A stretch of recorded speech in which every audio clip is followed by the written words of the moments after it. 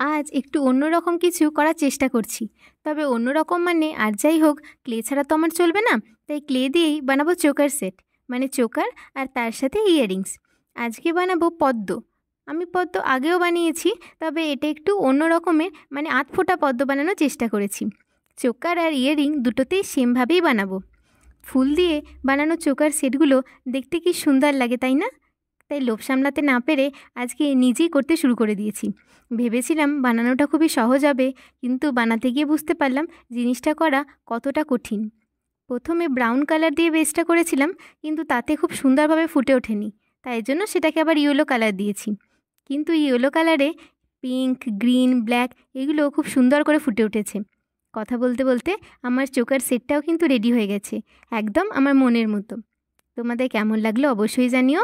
আর এরকম আরও ভিডিও দেখতে চাইলে চ্যানেলটা সাবস্ক্রাইব করে দিও। টাটা।